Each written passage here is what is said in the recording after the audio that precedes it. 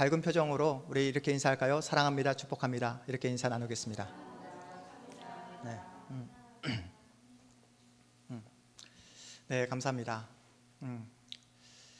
평소에 매우 방탕하게 살았던 총알택시 기사와 그리고 한 교회를 신실하게 섬기셨던 그 신실하신 목사님이 같은 날 같은 시간에 하나님의 부름을 받고 천국에 가게 되었습니다. 총알택시 운전사는 자신이 지금까지 거칠고 방탕하게 살았기에 천국에 온 것만으로 너무나 감사했어요. 한편 한 교회를 신실하게 그렇게 섬기셨던 목사님은 평소에 주님의 교회를 사랑하고 성도들을 온 마음으로 섬기셨기에 당신은 천국에 온 것이 너무나 당연하다라고 이렇게 생각을 했습니다. 무엇보다 목사님은 하나님을 사랑했기에 그 누구보다도 바로 옆에 있는 그 총알택시 기사와는 비교할 수 없을 만큼의 그 칭찬을 하나님으로부터 받게 될 것이라는 그런 기대를 갖게 되었어요. 그런데 아이러니하게도 하나님은 이 목사님보다 누구를?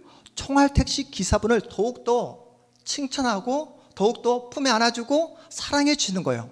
그래서 어이가 없어서 기가 막혀서 이 목사님이 하나님께 따져 묻습니다. 하나님, 어찌 된 일입니까? 저는 한평생 하나님을 사랑하고 주님의 교회를 섬겼으며 그리고 성도를 사랑했는데 어떻게 총알택시 기사를 그렇게 칭찬해 주면서 저에게는 그렇게 칭찬 한마디 해 주시지 않습니까? 라고 따졌을 때 하나님께서 뭐라고 하셨는지 아세요? 너는 평소에 사람들을 졸게 했지만 이 총알택시 기사는 날마다 나를 붙잡게 했느니라. 네, 어떤 의미인지 아시겠죠? 오늘 말씀을 통해 잠자고 있는 여러분의 영혼이 깨어나고 여러분의 마음속에 주님이 부으시는 그 놀라운 생명의 말씀으로 다시 한번 여러분의 영혼이 새롭게 소생되어지는 역사가 오늘 이 시간 여러분의 마음 가운데 나타나기를 주님의 이름으로 축복합니다. 오늘 우리가 함께 읽은 사무엘상 7장 말씀을 보면 블레셋에 빼앗겼던 언약궤가 어디로요? 어디로 먼저 갔죠? 이스라엘 땅 벳세메스에서 어디로? 기앗 여아림이라는 곳으로 언약궤가 옮겨져 20년 동안, 우리 1절 말씀에 보니까 20년 동안 안치되었다고 기록되어 있어요. 20년 동안 그곳에 어떤 일이 일어나는지 알 수 없지만 본문이 침묵하고 있어서 우리가 예측할 수 없지만 언약궤를 만질 때마다 사람들이 어떻게 되었죠? 전염병에 걸리고 사람들이 죽어나가자 너무나 두려운 나머지 그 언약궤를 20년 동안 방치한 것으로 그렇게 추측이 됩니다. 하나님의 임재의 상징 뭐죠? 언약궤를 하루도 아니고 1년도 아니고 20년 동안 방치한 것을 보면 이스라엘 백성들이 영적으로 얼마나 무지했는가를, 영적으로 얼마나 병들었는가를 우리에게 여실히 보여주고 있는 그런 모습이에요. 2절 말씀 보십시오. 2절 말씀에 보니까 마지막 말씀에 보니까 이스라엘 온 족속이 누구를 사모하니라? 여호와를 사모하니라. 이런 말씀을 통해 이제야 이스라엘 백성들이 정신을 차렸구나. 이제야 모든 잘못된 그 신앙의 모습을 벗어던지고 여호와 하나님만을 바라보게 되었구나. 신실한 자리로 나오게 되었구나 라고 우리가 추측할 수 있지만 문맥을 살펴보면 여전히 이스라엘 백성들은 정신을 차리지 못하고 이리저리 방황하는 모습을 우리가 볼 수 있습니다. 사모하니라 이렇게 번역된 히브리어 나하, 사모하니라 이 히브리어가 나하로 이렇게 있거든요. 나하라는 이 낱말은 본래 애통하다, 슬퍼하다라는 뜻을 가지고 있어요. 나하. 어떤 뜻을 가지고 있다고요? 애통하다, 슬퍼하다. 이스라엘 백성들이 하나님을 향해 슬퍼했다. 이스라엘 백성들이 하나님을 향해 애통했다라는 이 뜻은 어떤 뜻일까요? 하나님을 사랑하지 못해 슬퍼했다. 하나님의 말씀에 순종하지 못해 애통했다는 그런 뜻이 아니라 당시 이스라엘 백성들을 힘들게 하고 괴롭게 하고 또 쳐들어와서 항상 사람들을 죽였던 그 민족이 어떤 민족이었죠? 오늘 본문에 보니까 당시 강대국인 블레셋 때문에 괴로워했다는 거예요. 하나님, 그러니까 사모하니라. 이스라엘 백성들이 온 족속이 여호와를 사모하니라. 이 말씀은 뭐냐면 블레셋 때문에 고통스러워했다라는 그런 뜻입니다. 이스라엘 백성들이 환경이 조금이라도 나아지잖아요. 그러면 환경이 나아졌으면 하나님께 감사하고 그러한 현실을 허락해 주신 하나님께 엎드리고 감사하는 게 당연하지 않습니까? 그런데 그들은 편안해져서 죄를 지었고 풍요로움에 빠져들면 그 풍요로움을 통해서 죄를 지었다고 성경이 기록하고 있습니다. 단 하루도 그들은 하나님의 자녀답게 살지 못했어요. 그래서 그들의 옆구리에 하나님이 어떤 가시를 놓게 됐냐면 바로 블레셋이라는 가시를 두었다라고 성경이 우리에게 말씀하고 있습니다. 블레셋이란 가시를 없애달라고, 제거해달라고 계속해서 울면서 기도하는 거예요. 울면서 기도하면 뭐합니까? 하나님의 임재의 상징인 언약궤를 몇 년 동안? 20년 동안 방치하고 있는 거예요. 하나님이 진정 무엇을 원하시는지, 하나님께서 이스라엘 백성들을 향해 어떠한 뜻을 가지고 있는지 전혀 관심이 없습니다. 자신들의 영혼에 죄가 가득함에도 불구하고 환경만 개선시켜달라고, 자신의 옆구리에 박혀있는 그 가시만 제거해달라며 울며 불며 생떼를 쓰고 있는 그런 모습이에요. 여러분, 눈물을 흘리며 통곡하는 이스라엘 백성들의 모습을 보면서 어떤 생각이 드십니까? 여러분, 참된 회개란 어떤 모습이어야 할까요? 참된 회개란 닭똥 같은 눈물을 뚝뚝 흘리는 것이 참된 회개일까요? 성경이 우리에게 뭐라고 말씀합니까? 아무리 닭똥 같은 눈물을 뚝뚝 흘려도, 아무리 애통함으로 목이 터져라 큰 소리로 기도한다 할지라도 삶이 구체적으로 변하지 않으면 그 눈물은 그저 자신의 신세 한탄일 뿐이다. 일시적인 종교적 카타르시스일 뿐이다. 우는 것으로 너희 신앙을 대신하려고 하지 말아라. 버려야 할 것을 모두 버리고 하나님 앞으로 돌아오는 것이 참된 회개다라고 우리에게 말씀하고 있습니다. 그래서 본문 우리 3절 4절 말씀을 우리 다시 한번 읽어볼게요. 본문 3절 4절 말씀입니다. 우리 함께 읽겠습니다. 사무엘이 이스라엘 온 족속에게 말하여 이르되 만일 너희가 전심으로 여호와께 돌아오려거든 이방 신들과 아스타로스를 너희 중에서 제거하고 너희 마음을 여호와께로 향하여 그만을 섬기라. 그리하면 너희를 블레셋 사람의 손에서 건져내시리라. 이에 이스라엘 자손이 바알들과 아스타로스를 제거하고 여호와만 섬기니라. 아멘. 사무엘 선지자는 블레셋 때문에 마음이 가난해진 이스라엘 백성들을 지금 하나님 앞으로 초대하고 있어요. 사무엘 선지자는 참된 회개의 3가지 조건을 우리에게 말씀하고 있습니다. 첫째, 하나님께로 전심을 다해 돌아올 것을 가르치고 있어요. 하나님께로 전심을 다해. 여러분, 전심을 다해 돌아온다는 그 말은 어떤 말일까요? 전심을 다해, 온 마음을 다해 주님께로 돌아와야 한다는 뜻입니다. 유대인들에게 마음이란 이 감정만을 의지하는 그 말을 하는 것이 아니라 지성과 의지까지 다 포함을 하는 거예요. 감정뿐만 아니라 지성과 의지. 여러분, 영어에서 오픈 마인드 하라고 하잖아요. 오픈 마인드. 우리 혜준 자매 오픈 마인드. 그렇죠? 여러분 모두 이 시간 오픈 마인드 하십시오 라고 할 때 어떤 의미죠? 오픈 마인드 하라는 그 말은 여러분의 감정을 오픈하십시오, 여십시오, 이런 말이 아니라 영어에서의 오픈 마인드는 여러분의 닫혀진 이성을 여십시오, 여러분의 닫혀진 생각을 열라는 뜻이잖아요.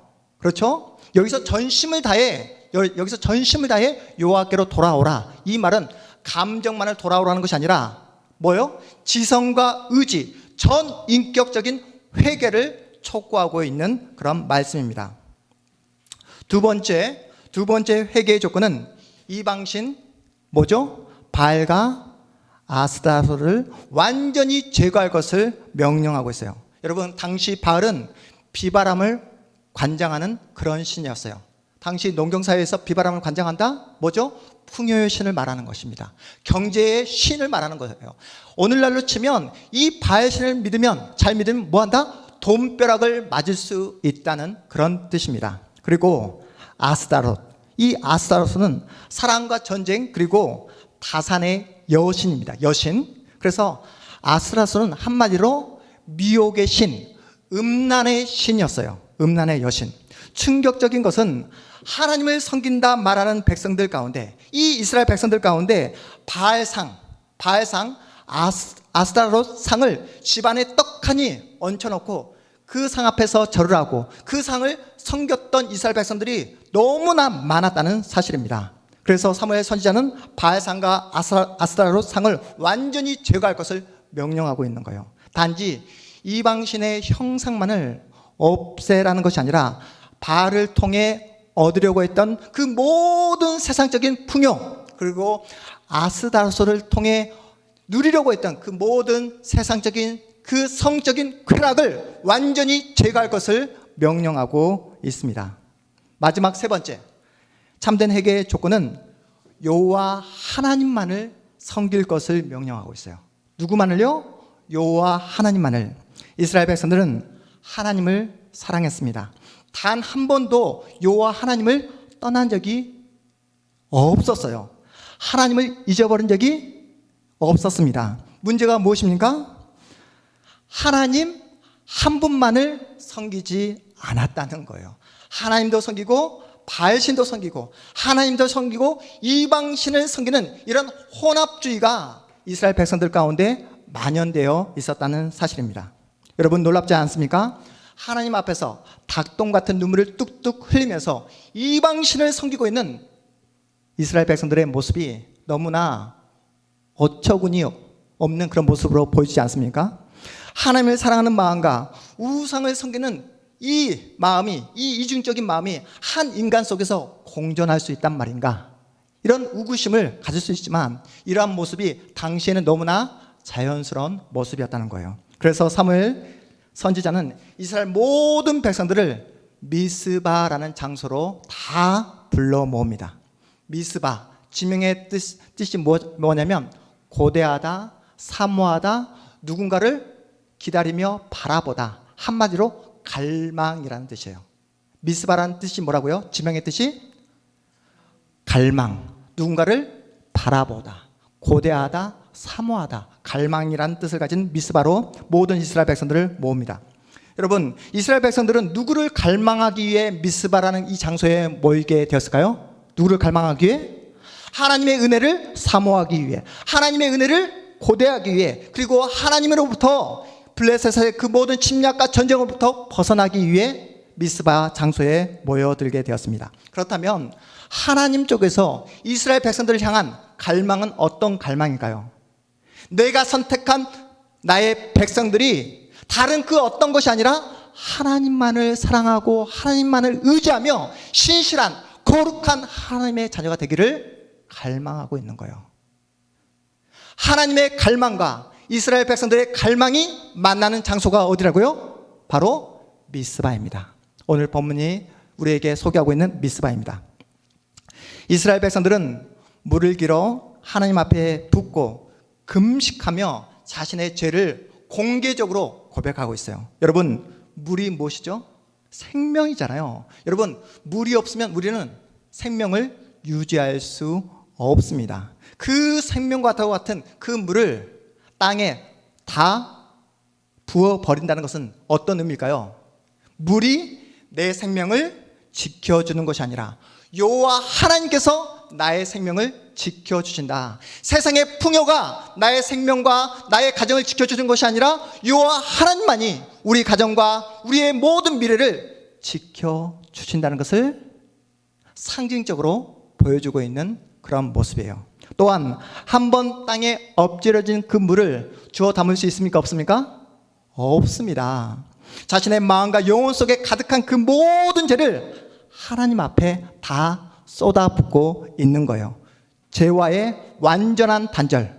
뭐의 완전한 단절? 죄와의 완전한 단절. 더 이상 그 모든 죄를 내 영혼에 주워 담지 않겠다. 더 이상 세상이 주는 쾌락에 내 마음을 채우지 않겠다는 이스라엘 백성들의 결연한 모습을 물을 땅에 엎지르는 모습으로 우리에게 보여주고 있는 그런 장면입니다. 여러분, 세상을 살아가다 보면 우리가 살아가고 있는 이 환경, 이 세상이 더 커 보이고 더 좋아 보일 때가 있지 않습니까? 그렇죠. 넓은 아파트가, 좋은 자동차가 복인 것처럼 느껴질 때가 많습니다. 왜 그렇죠? 예수님은 당장에 내 눈에 보이지 않고 믿음이라는 것이 내 손에 잡히지 않기 때문에 그렇습니다. 주일날 정말로 더 많이 쉬고 싶고 더 늦잠을 자고 싶음에도 불구하고 이 은혜의 자리, 영광의 자리에 나오신 여러분 모두는 하나님께서 선택하신 하나님의 자녀인 줄 믿습니다. 네. 그러나 여기가 중요하죠. 솔직하게 우리는 우리의 삶의 전 영역에서 하나님을 내 인생의 주인으로 인정하지 않을 때가 많잖아요. 하나님과 세상 사이에서 어정쩡한 모습을 볼 때가 얼마나 많습니까? 하나님이 우리의 모든 삶을 다 통치하도록 우리는 순종하지 않습니다. 우리는 하나님의 다스림보다 세상의 다스림, 세상의 통치를 바랄 때가 얼마나 많은지 몰라요. 오늘 대표 기도했던 우리 김혜경 집사님이 솔직한 기도의 내용을 우리에게 함께 나누지 않았습니까? 하나님보다 세상을, 하나님보다 돈을 추구하는 우리의 모습이 우리 가운데 있다는 사실이에요. 예수님이 제자들을 부르실 때 어떠한 질문을 가지고 부르셨는지 여러분 기억하고 계시죠? 너는 무엇을 알고 있느냐? 너는 지금 무엇을 믿고 있느냐? 이렇게 묻지 않으시고 예수님께서 제자들을 부르실 때 어떤 질문을 하셨죠? 너희가 원하는 것이 무엇이냐?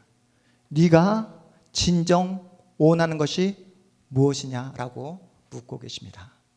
여러분, 여러분이 진정 원하고 여러분이 진정 바라는 것은 무엇입니까? 여러분 자신에게 솔직하게 이 시간 한번 물어봐 보았으면 좋겠어요. 내가 원하는 것이, 내가 바라는 것이 진짜 내 모습이라는 거예요. 내가 진짜 욕심내는 것이 나의 정체성이라는 것입니다. 여러분의 모든 선택과 결정, 그리고 여러분의 행동과 태도는 어디로부터 나온다고요? 여러분이 진정 바라는 것, 여러분이 진정 원하는 것, 여러분이 진정 욕심내는 것으로부터 여러분의 모든 행동과 선택과 결정이 나온다라고 말씀하고 있습니다. 그렇다면 2021년 새해 여러분은 무엇을 갈망하고 계십니까? 벌써 2021년 1월 한 달이 다 지나가게 되었잖아요. 여러분이 진정 바라는 것이 무엇인지 한번 솔직하게 여러분 자신에게 물어봐 보았으면 좋겠어요. 통장에 돈이 떨어지고 지갑에 내 돈이 한 푼도 없어지면 어떤 마음이 들죠? 두려운 마음이 듭니다. 그리고 혹시나 내 건강에 적신호가 찾아오고 이상신호가 찾아올 때면 잠을 이루지 못할 때도 있잖아요. 그런데 그럼에도 불구하고 내 영혼에 주의 영, 성령이 지금 역사하지 않음에도 불구하고 전혀 그 사실조차 깨닫지 못한 채 살아가고 있는 분들이 우리 주변에 너무나 많더라는 거예요. 작년과 비교해서 여러분 변한 게 있습니까?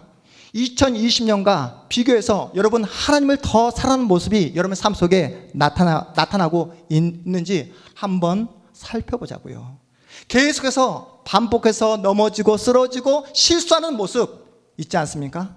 여전히 돈을 욕망하고 돈을 추구하는 우리의 모습 있지 않습니까? 여전히 쾌락을 추구하는 우리의 모습이 있지 않습니까?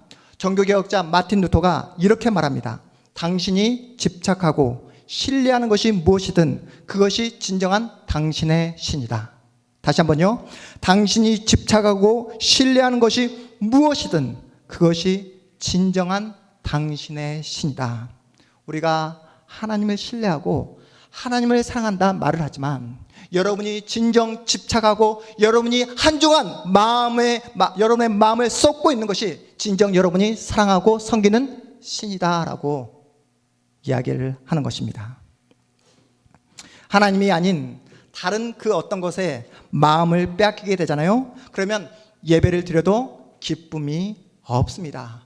하나님의 말씀이 선포되어도 그 말씀이 내 심령에 파고들 수 없는 거예요.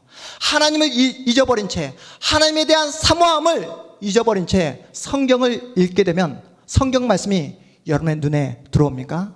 이미 마음이 콩밭에 가 있는데 어떻게 하나님의 말씀이 들려올 수가 있겠습니까? 하나님의 말씀이 내 심령에 들려오지 않으니까 기도를 해도 기도에 그렇게 힘이 사라지게 된 것입니다.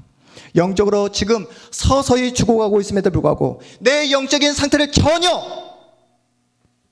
깨닫지 못한 채 오늘도 이 자리에 습관적으로 나오신 분이 계시다면 오늘 선포되어진 하나님의 말씀을 통해 여러분의 영혼이 새롭게 소성되어지고 살아계시는 하나님을 만나는 오늘 이 시간이, 이 장소가 주님께서 허락하신 미스바가 되기를 주님의 이름으로 축복합니다. 목사님, 제가 고등학교 친구들 있겠죠? 또 대학교 친구들이 있습니다. 그 친구들을 이렇게 만나게 또 이야기를 하고 또 대화를 나누고 이렇게 해보면 목사님 제가 재산 순위 몇 위 정도 할까요?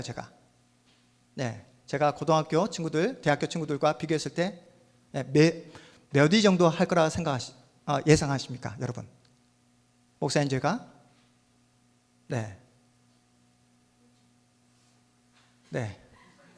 조 집사님 제가 1등. 역시 우리 조은 집사님은 저를 사랑하시는 분이 맞습니다. 저는 하나님, 전능하신 하나님을 믿고 있는 목사이기에 저는 자산순위 꼴등입니다. 제가 고등학교 친구들과 대학교 친구들과 비교했을 때 저는 꼴등이에요. 어제도 아들 이한이가 자기 방을 갖고 싶다고. 그러니까 수환이도 자기도 이제는 나이가 됐으니 이제 초등학교에 입학한다고 자기 방이 필요하다고, 내 방이 필요하다고, 나만의 공간이 필요하다고 하더라고요. 그 말을 듣자마자 우리 아내가 저에게 그러는 거예요. 아무래도 저 서재방을 빼야 될 것 같다고. 이제는 집에서 공부하지 말고 밖에 나가시라고. 그러면서 아들 이한이가 또 그러는 거예요. 뭐 개인용 텐트를 사달라고. 그러면서 또 우리 수환이는 뭐 무슨 장난감 터닝메카드에서 또 레고로 바뀌면서 뭔가 사달라고 아침부터 계속해서 엄마 아빠에게 졸라대는 그런 모습을 보게 되었습니다. 함께 신학 공부했던 친구 목사는 최근에도 보니까 기독교 방송에서 또 나오게 되고 차세대 주목받는 설교자 해서 이렇게 나오게 되더라고요. 또 신문 기사에도 나오는 것을 제가 보게 되었습니다. 그 기사를 본 순간 함께 공부했는데 같은 반 친구였는데 순간 부러운 마음이 들더라고요. 그리고 함께 미국에서 공부했던 친구 목사들 가운데 지금 이제 신학교 교수가 되어서 이번에 최근에 책을 내게 되었거든요. 근데 베스트셀러가 되었다는 그런 소식이 제 귓가에 들려오기 시작했습니다. 그 순간 잠깐 부러운 마음이 들었습니다. 난 지금 뭘 하고 있지? 이런 마음 들 수 있을까요? 없을까요? 있습니다. 그러다 하나님께 기도하면 하나님께서 저에게 이런 마음을 주셨어요. 하나님께 기도를 보니까 하나님께서 이런 마음을 주셨습니다. 요셉 목사 정신 차려. 뭐라고 하셨다고요? 요셉 목사 정신 차려. 내가 너를 목사로 부른 것은 이 땅에서 편하게 살라고, 이 땅에서 유명해지라고, 이 땅에서 잘 나가는 목사 되라고 너를 목사로 부르지 않았어. 이 땅에 사는 동안 편하게 살 생각, 이 땅에서 사는 동안 유명할 생각 꿈에도 갖지 마 하시면서 마지막에 꿈깨라는 그런 마음을 주셨습니다. 어떤 마음이요? 꿈깨. 여러분 자신에게도 꿈깨. 이렇게 말씀하고 계십니다. 우리는 돈에 자유롭지 않습니다. 우리는 돈에 자유롭지 않아요. 그렇지 않습니까? 우리 청년들 돈 많이 벌고 싶죠? 우리 혜준 자매. 하나님께서 뭐라고 말씀하신다고요? 꿈깨. 우리는 정말로 마음껏 돈 벌어서 내가 먹고 싶은 것 마음껏 사 먹고 전혀 눈치 보지 않고 마음껏 돈 쓸 수 있고 사고 싶은 거 마음껏 사고 또 가고 싶은데 마음껏 갈 수 있는 그런 돈을 벌기를 우리는 소망합니다. 그리고 그렇게 돈을 쓸 때 세상이 주는 즐거움이 있습니까? 없습니까? 있습니다. 강남이 주는 화려함, 신촌이 주는 즐거움이 있어요? 없어요? 영혼자매? 있어요? 이 자리에 앉아있는 어떤 누구도 돈에 또 세상이 주는 그 어떤 즐거움과 쾌락에 자유로운 사람이 한 명도 없습니다. 왜요? 인간은 욕망하는 존재이기 때문에 그래요. 우리는 몸을 입고 사는 동안 이 욕망에서 결코 자유로울 수가 없습니다. 하나님과 세상을 추구하는 이 이중적인 모습에서 벗어날 수가 없습니다. 이렇게 하나님과 세상 사이에서 갈팡질팡하고 있는 저와 여러분에게 오늘 말씀을 통해 하나님께서 우리에게 뭐라고 말씀하십니까? 돌이키라고, 돌아오라고 말씀하고 계세요. 더 이상 양다리 걸치지 말고 하나님만 섬기라고 우리에게 말씀하고 계십니다. 눈물을 흘리는 것으로, 애통한 것으로 여러분이 해야 될 그 모든 신앙을 다 했다고 때우지 말고 그 모든 세상적인 가치를 주님 앞에 내어놓고 주님 앞으로 돌아올 것을 우리에게 말씀하고 있습니다. 여러분, 성경이 요구하는 이 말씀 앞에 어떻게 반응하시겠습니까? 모든 세상적인 가치를 버리고 하나님만을 갈망하라는 하나님의 말씀 앞에 여러분 어떠한 삶의 태도를 취하시겠습니까? 여러분, 우리가 항상 틀리는 지점이 어디인지 아십니까? 하나님을 갈망하는 것을 내 힘으로 하려고 할 때 우리는 항상 틀리게 됩니다. 하나님을 사랑하고 하나님을 섬기는 것을 내 능력과 내 노력으로 하려고 할 때 우리는 항상 넘어질 수밖에 없습니다. 우리가 날마다 하나님 앞에 고백해야 될 것은 나는 할 수 없습니다. 뭐라고요? 나는 할 수 없습니다. 나에겐 선한 것이 하나도 없습니다. 저는 전적으로 부패했습니다. 그래서 하나님의 은혜가 필요합니다. 하나님 도와주십시오. 하나님 저를 붙잡아 주십시오. 성령께서 저에게 하나님만 섬길 수 있는 그 믿음과 은혜와 용기를 허락해 주십시오. 하나님의 뜻대로 살아갈 수 있는 그 은혜를 저에게 허락해 주십시오. 그리고 그렇게 살아가기 위해 날마다 예수 그리스도의 십자가를 바라보고 몸부림치며 그리고 하루하루를 그렇게 믿음으로 살아내는 것이 바로 성경이 우리에게 요구하는 믿음인 줄 믿으시기 바랍니다. 우리가 앞에서 함께 목 놓아 불렀던 찬양 보소서 주님, 가사 기억나시죠? 네, 가사가 이렇습니다. 보소서 주님, 나의 마음을, 우리의 마음에 무엇이 없다고요? 선한 것이 하나도 없습니다. 보소서 주님, 우리 마음에 선한 것이 하나도 없습니다. 그러나 내 모든 것 주께 드립니다. 사랑으로 안으시고 날 새롭게 하소서. 주님 마음 내게 주소서. 주님 마음 내게 주소서. 내 아버지, 나를 향하신 주님의 뜻이 이루어지도록 주님 마음 내게 주소서.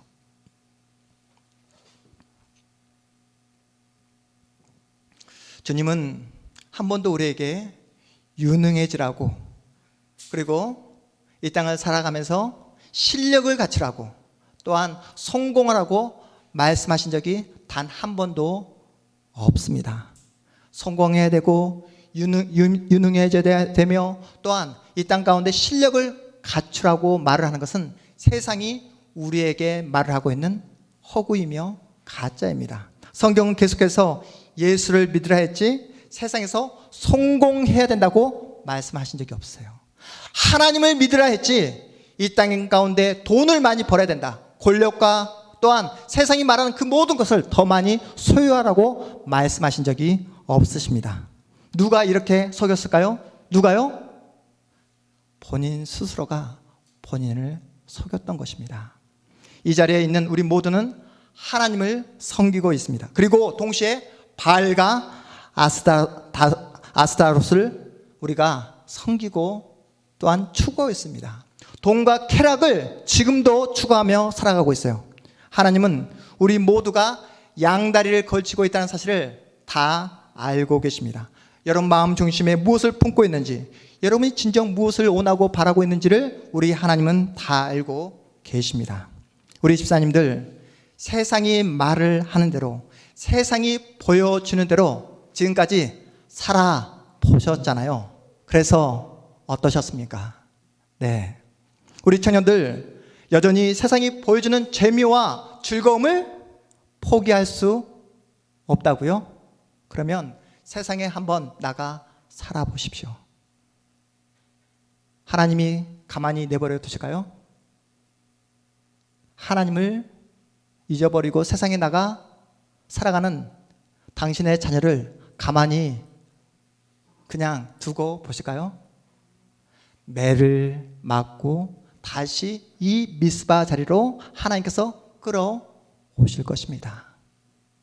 좋은 말 할 때 하나님을 섬기고 하나님을 살아가는 것이 마땅한 자녀의 모습인 줄 여러분 믿으시기 바랍니다. 여러분, 하나님이 없는 세상은 기쁨이 없습니다. 하나님이 없는 세상에는 감사가 없습니다. 하나님이 없는 그 어떤 세상의 성공에도 공허함밖에 남지 않는다는 사실을 우리 집사님들이 더 잘 알고 계시잖아요. 하나님은 우리의 본심을 다 알고 있음에도 불구하고 오늘 또 우리를 기다리고 계세요. 오늘 또 말씀을 통해 헛된 세상으로부터 돌아오라고, 하나님만을 섬기라고, 그래야 우리가 살 수 있다고 말씀하고 계십니다. 저는 우리 사랑하는 동탄 한마음교회 모든 성도들이 이제는 더 이상 눈물만 흘리는 그런 신앙의 자리에서 벗어나 내 마음을 찢고 내 안에 있는 그 모든 바알과 이방신을 예수 그리스도의 십자가로 다 몰아내므로 하나님만 원하고 하나님만 갈망하는 그런 복된 하나님의 사람들이 되기를 주님의 이름으로 축복합니다. 그래서 하나님만이 내 인생의 영광이요, 하나님만이 내 인생의 뭐라고요? 영광이요, 소망이요, 그리고 하나님만이 내 인생의 방패라는 사실을 여러분의 구체적인 인생으로 보여주는, 그리고 그 하나님을 증명하는 복된 여러분의 생애, 복된 여러분의 인생이 되시기를 주님의 이름으로 축복합니다. 우리 자리에서 모두 다 일어나